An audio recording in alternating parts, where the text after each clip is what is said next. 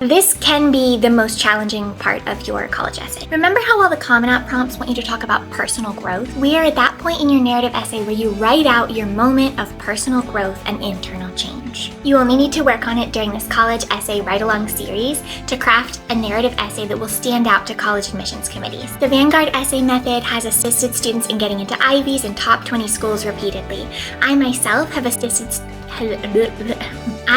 have helped students get accepted into UPenn, Cornell, UC Berkeley, among many other universities. In this series, I'm explaining what we know about essays that you don't. Today, we're talking about the climax of your essay, that moment on top of the roller coaster before you swoosh down screaming. It's the aha moment when you realize what was wrong about what you were doing or how you were thinking. I imagine that seems pretty vague, so let's look at some examples. Looking back now, I know that fate didn't bring me to Worlds just so my team could win.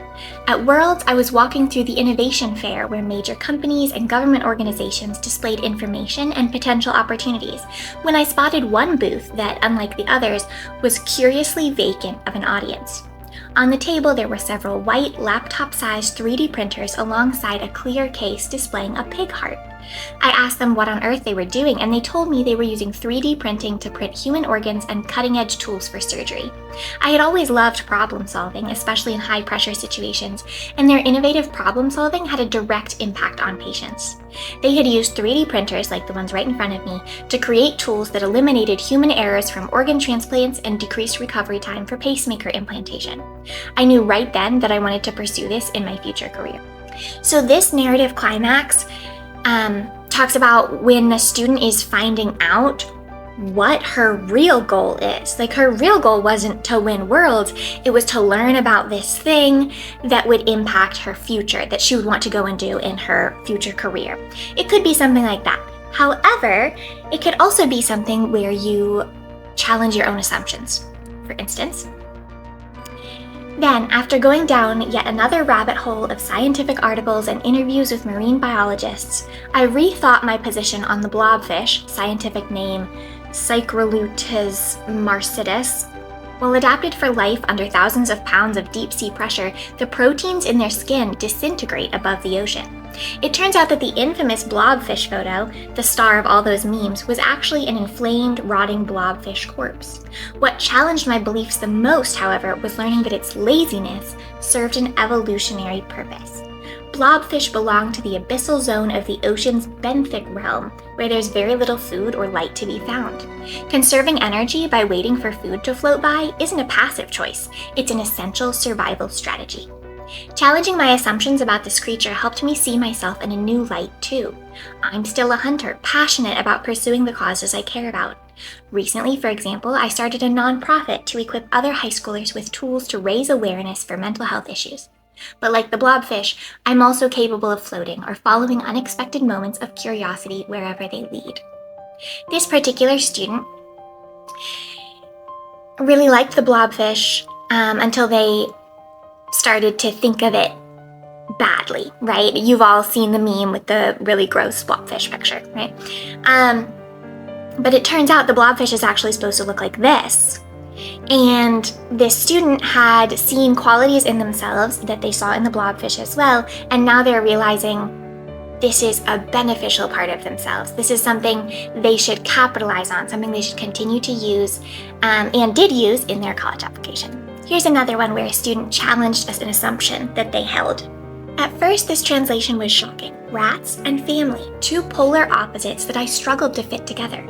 I was forced to adapt my perspective. What if rats were part of my gardening family? Why should they be excluded if my ultimate goal was to create a shared, prospering garden? I began harvesting my tomatoes green, letting them ripen in my self-created greenhouse.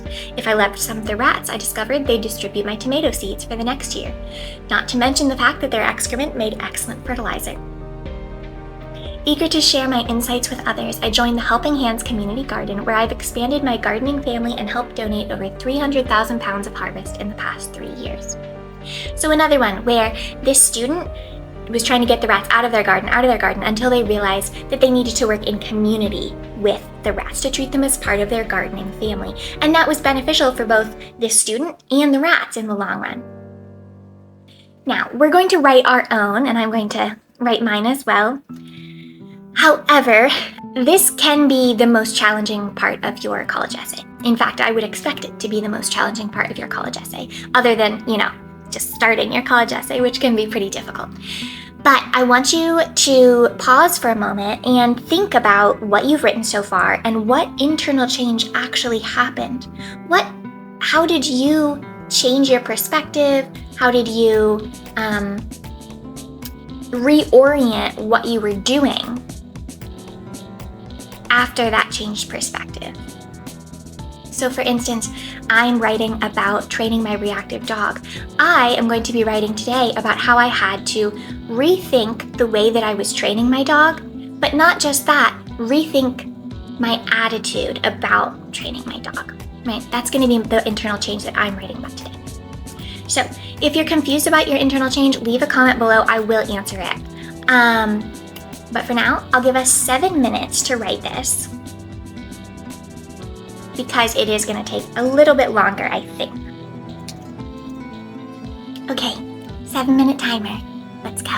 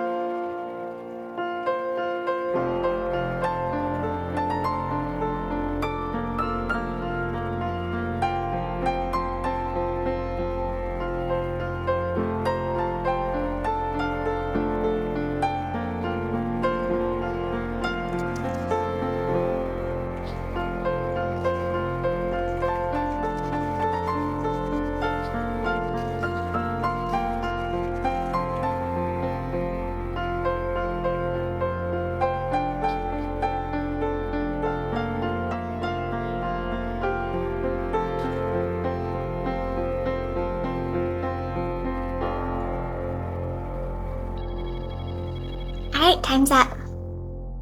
Okay. I will read you mine, and then we'll talk about what comes next. Here's mine. It wasn't Mr. Bingley that was the problem, I realized. It was me. My attitude about Bingley's reactivity was more hurtful to our connection than the actual reactions he was having. Many dogs bark and lunge from time to time. It was my own idea of how a dog should behave, and my desire to be seen as a good dog mom that made me feel embarrassed, not his actions. I could have saved myself all this frustration and resentment if I simply focused on the positive parts of our human-dog relationship and treated him kindly and patiently when he reacted. The last part of your essay is called The Outcome. It explains to the reader, where are you now after you've had your personal growth? What are you doing now that you had this moment of internal change? How has your life changed in reaction to your personal growth? So what do you think that your essay outcome is going to be?